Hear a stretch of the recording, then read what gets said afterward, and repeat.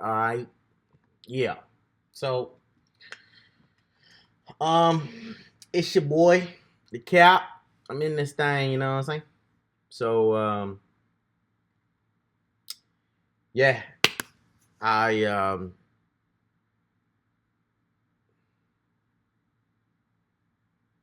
I am broke.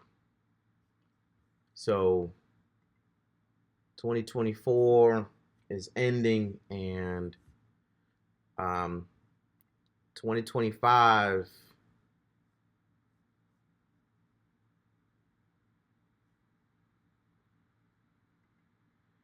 2025 got to be different, right? So, I'm coining the phrase 2025 is the year of Scrum. I'm going to scrum my way to success. I'm going to scrum my way to victory. We are going to scrum to victory. Scrum to victory. Victory is in the scrum. Uh, I don't know, one of them phrases. I'm going to coin it. Victory is in the scrum. We will scrum my way to success. We will scrum to victory. I will win with scrum. Scrum for the win. 2025 is conquered by scrum. I don't know. One of them is going to be the coin phrase going into 2025. And what I mean by that is scrum will be how I do everything. And for those who don't know what scrum is, and quite honestly, I don't fully know how to explain it, I'm going to Google search it. Quick Google search Scrum. So, Scrum is a project management framework that helps teams work together to achieve a common goal. And how it works, Scrum uses a set of values, principles, and practices to help teams structure and manage their work. Teams break work into goals to be completed within time boxed iterations called sprints. Sprints are typically 1 month or less, but often last 2 weeks. So there's a lot more that gets involved by it. But long story short, I'm going to scrum my way to victory. I don't know, maybe I like that one. I'm going to scrum my way to victory. Scrum for victory. Victory is in the scrum. I don't know. One of them. But I've done a lot of soul searching, and I tried to explain this to my wife in the last video. And if you haven't seen that one, it is painful to watch, I think, but it at least gives the true underlying feeling and really the complexity behind what I'm trying to do, and how I got to this idea. But I'm going to scrum my way to victory, so which means everything I do will be scrum. I did some soul searching and found that I don't like the idea of money overall, and that is one battle that I will fight one day, um, maybe over time. But today, we live in a world of capitalism, and we have to have money. So I have found that what I do, I enjoy. I enjoy doing sales, but there is a life cycle in sales where it's up and down, and you're not always going to have the most stable of income. So I wanted to do something a little different, something I've really never done, and start something from the ground up. I've never done something on my own and really let it cascade into whatever it's going to blossom into. Um, and I have found that after some soul searching, that simply plain put it simple, that I just want to provide value. And oddly enough, that is really the foundation of the capitalistic you know, the capitalistic model, capitalism, which is good. So the value that I want to provide is to really be valuable to anyone. That's what I would, at the core, I want to be valuable to everyone I meet. And that's obviously something very difficult to achieve because how do you know you're going to be valuable to everyone you meet? Well, I broke it down a little bit. Yeah, how can you be valuable to someone? Simple things. Well, I, after a little bit of thinking, I thought, well, you can be valuable to someone by solving their problem or giving them what they want. Two things. I don't really think anything else. You can't really get any basic than that. Um, so to solve a problem that they have or to give them what they want. Great. Well, that kind of forks the road. And for me, I like the idea of, I don't know, I just want to organize this whole thing with forks in the road and make it real simple and easy.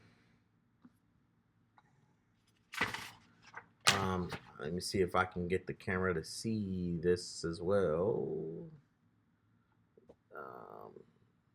Maybe so.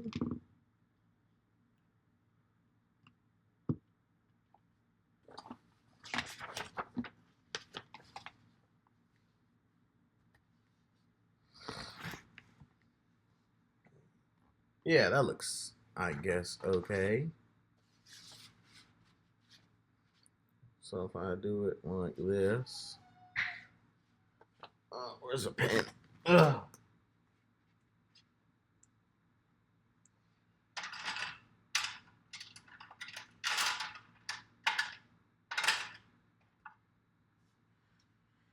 Pen and pencil. Okay, got me a pencil. All right, so here's where I'm at, So fork in the road, the first thing is you got money and no money.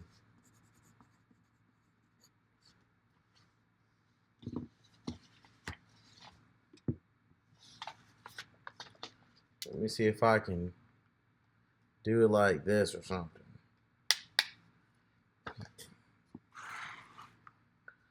I kind of like it when people do this. Okay. So you got money, you got no money. So this, I will fight this battle. That would be a whole nother thing. That's a whole nother deal. But on the money side, I think it's easy to break it down to two things. The first one is to solve problem or give them what they want. Okay? Now it can potentially blend, but in general, I think it just kind of splits down the middle between solve a problem, give them what they want. Now I do sales. So I sell solutions all day long. And I love it. Especially when I come across someone who wants who wants what I have to sell, but also recognizes that it's a problem. That's great. And I make those sales, I get a commission, and that's how I am able to support my family. So that works great, but not every time somebody wants to solve the problem, or not every time they want what I have to sell. So that becomes the bigger thing.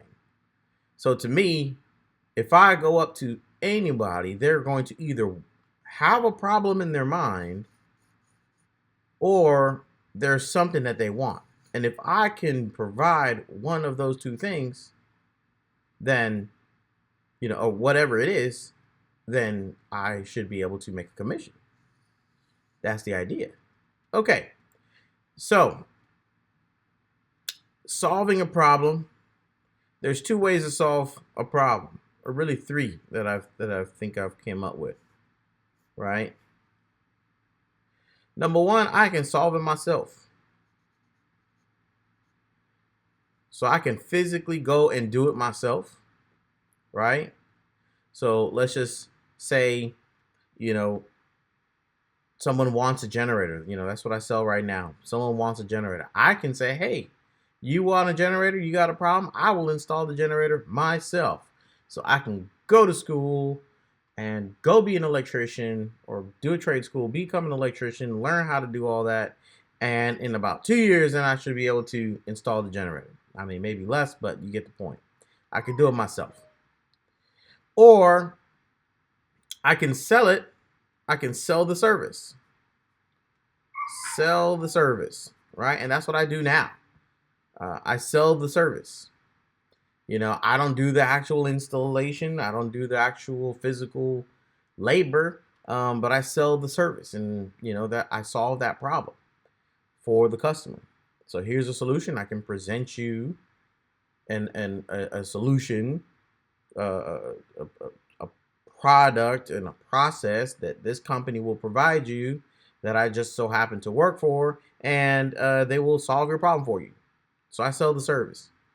Now, the third thing that is what I've been really thinking about to solve someone's problems. And this is where I think it gets interesting.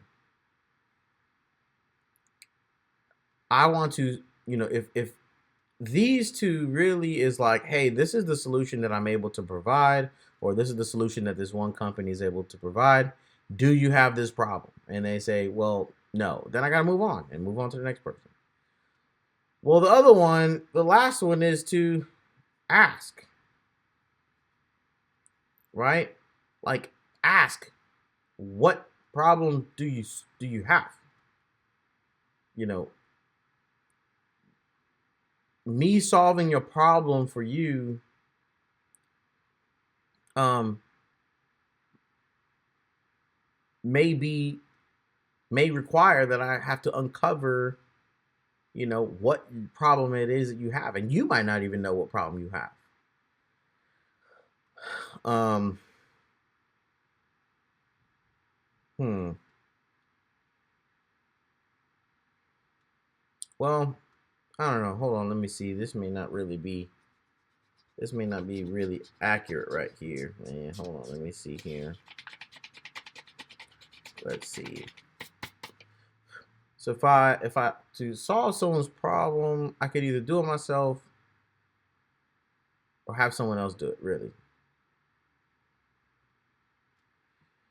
I can either do it myself or have someone else do it. Okay, well there you go. Yeah, and then if I'm gonna do it someone else, I can.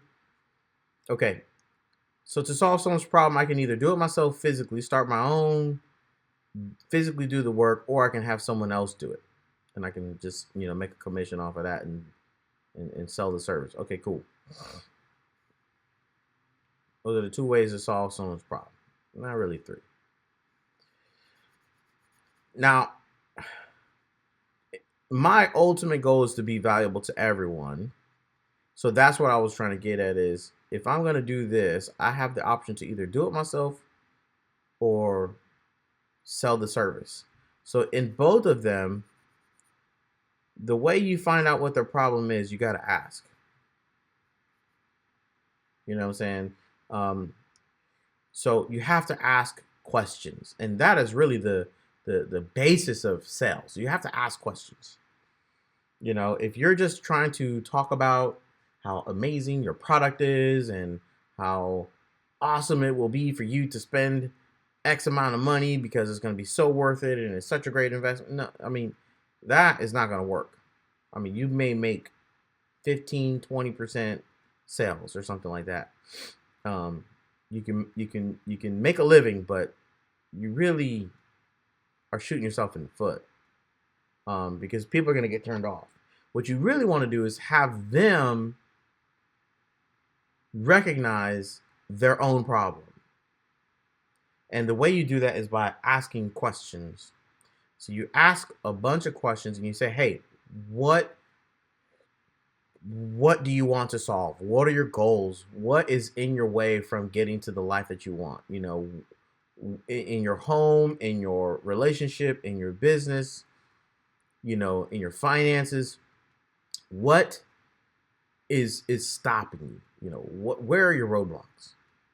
You know, or you know, what is the difference between, you know, what you would prefer versus what you have? Where are the gaps? You ask those questions. And when you ask those questions, then that's when you get a whole bunch of answers. And all of those answers that you get are problems that you can solve. And if you solve enough people's problems, then you will get in life what you want. You help enough people get what they want, you'll get what you want. And that's the basis of sales, you know, or at least the appropriate way to do it. You ask, they tell you what your problem is, you present them a solution to their problem. Simple. Now, if I ask a bunch of people what the problem is, I might, out of 100, get 10 people that may say, yep, my problem is exactly what you're selling. You know, I absolutely have a problem with generators and, you know, with my power, and I want a generator. Okay, I can solve that problem easily myself, you know, or sell it. But I want to go down this road where I can get all the answers and be able to come up with a solution for every answer that I get. Because the way I see it, the more solutions I have access to, the more people I can help. And the more people I can help is the closer I can get to the life I want. So I want to be able to solve everyone's problems. And in this, essentially, I want to, there's some things I might do myself, but most things, there are already a bunch of companies out there that provide the solution. So, you know, they're established, they're credible, and I think that there is value in simply partnering with these companies and being able to offer their solutions and selling those solutions like I do now, just with, instead of one or two or three different solutions, I want to offer all solutions. So that's something that I'm going to work on there. And now when it comes to what people want, you know, this is more of an emotion based, you know.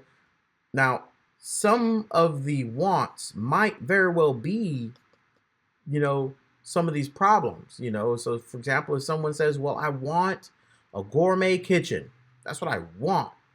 But there's a problem that they have, which is going to be, which is like they have a old 20-year-old kitchen that is, the countertops are, you know, broken, or there's leaking pipes, or, you know, the cabinets are breaking apart. So I very well might be able to give them what they want and solve a problem at the same time. They're not really totally mutually exclusive. But what I really mean by giving them what they want is, I'm talking about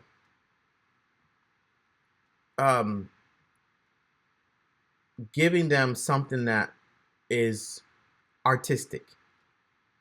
You know, everybody wants something that is very artistic, you know, high scale, luxury, you know. So everybody wants art. Everybody wants art. You know, if you were to classify something as art, or say, now that's art, that's amazing, that looks beautiful, now that is art, you know, 99% of the time, that is something that people find beautiful, you know, they find very pleasing to look at. You know, for example, look at this Switch controller, right? You know, although it is functional, look at the details, you know, I mean, now that's beautiful. It's artistic, the color scheme, you know, you got Zelda. Who doesn't like Link? You know, the color scheme, it looks amazing. Now this is This is art, you know. And when you look at things like um when you look at things like what's it called? Architecture. When you look at things like architecture,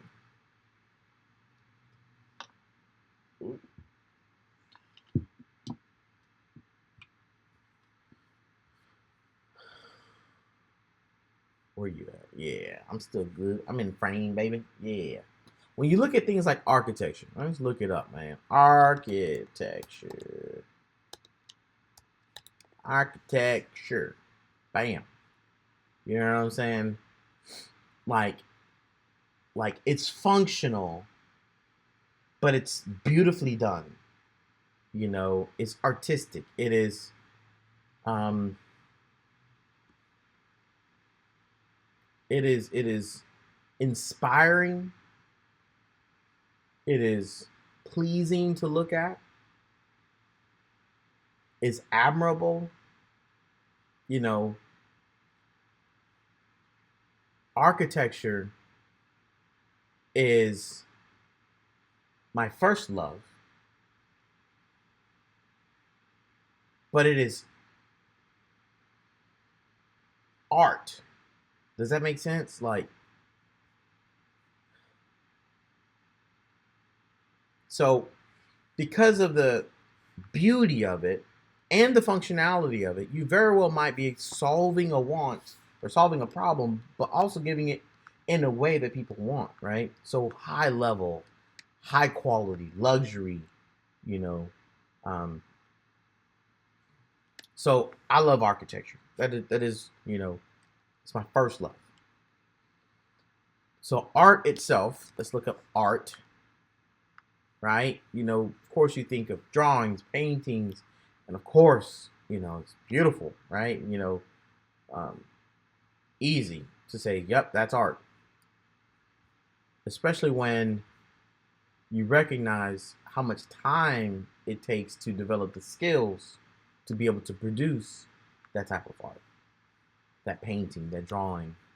Um, but that's why I love architecture as well. It takes so many years for you to understand how to create something that either has beautiful curves and yet still handle the load, and it's still self-supporting, um, you know, or it perfectly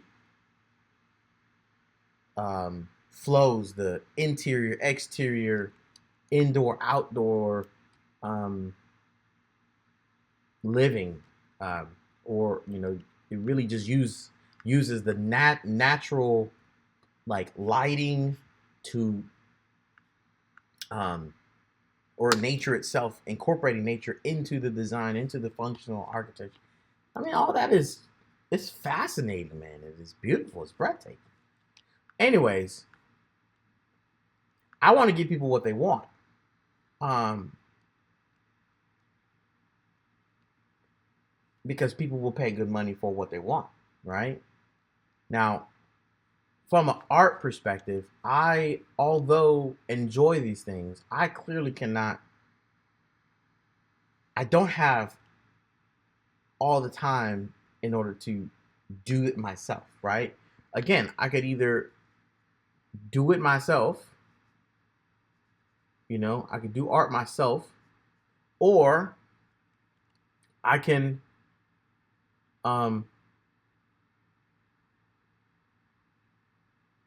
I can help people see how artistic they really can be, you know, and I can groom and help artists become artists, you know, and I think that's where it gets real special for me,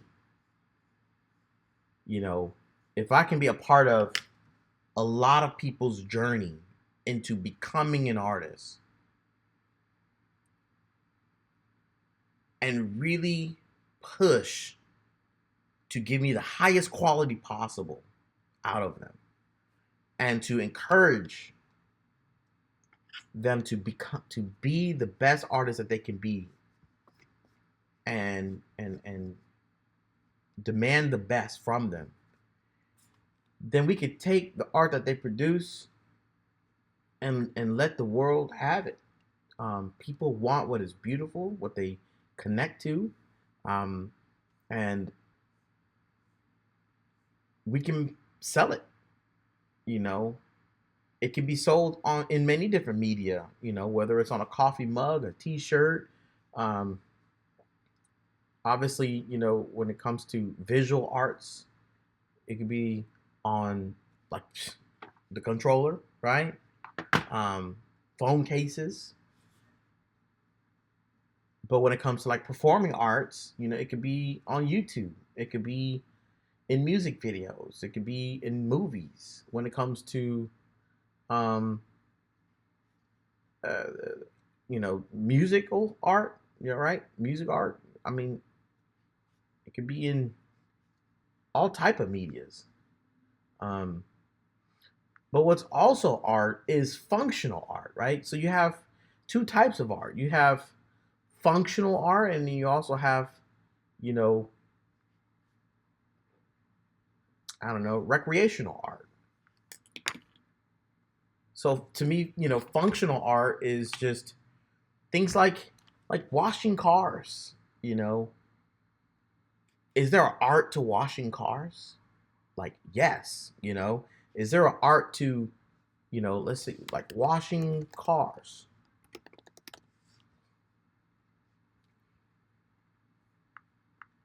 You know, you would think, okay, this is simple, right? Like, it ain't no thing. But I mean, there's a lot to it. You know, you don't want to put swirls in your car.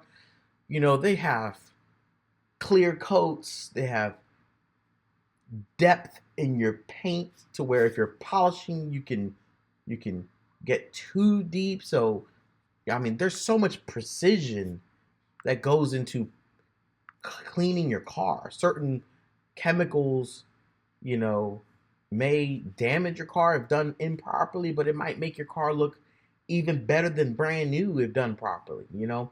So cleaning your car is an art form. You know, being a car mechanic, you know, being a car mechanic is an art form. You know, there's so much that goes into it. Or a mechanic altogether, you know, is an art form. You know, there's so much that can go wrong if you don't do it properly. Um, like woodworking, obviously, but it's also functional. You know, these are functional things, but there's an art to it. You know, so not only is it functional, but it can solve a problem. So yes, that's why it could blend. But when you really focus on grooming the art part of it and having a studio or a place that people can express themselves, that's where I think that's the role that I want to play. You know, really giving people a space to find their art. And once they find their art, if it's functional, if it's, you know, recreational, um, then go down that path and, you know, let's just explore it to the highest degree. And, you know, we might find someone or someone's or a couple of people or maybe a lot of people that may resonate with that art, you know, and if we are to be in this capitalistic society, if we are to flourish in capitalism, we have to be okay with providing something that is so valuable that we're willing to accept money for it. Um, and to end and to kind of wrap it all up, I definitely feel like that last bit is is important. I don't know why, but it really does sometime and has felt for a long time um, dirty to kind of want to talk about, making money. Feels dirty, feels selfish. Um, but I don't believe. I think that it's just the way you look at it. We all have to help each other, and I believe this earth is abundant in resources. Um, and we have access to so much information now that there's no reason that we cannot create something that is valuable to your neighbor, to your family, your friends, to strangers, to anyone. There's no reason that we cannot provide enough value for them that we can enrich our own lives. And I think it's okay to want to enrich your life. I think it is ingrained in us. And for Christians, it is a God given and God ordained, uh,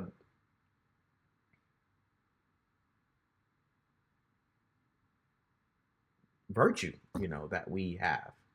It's something that we are blessed to want more, um, because we are then, forced to do more. If you want to get more, you're then forced to be more so that you can do more, and then you will have more. Um, I love the way Myron Golden put it. He put that in a video. Be more, do more, have more. I love that, and it's in the Bible.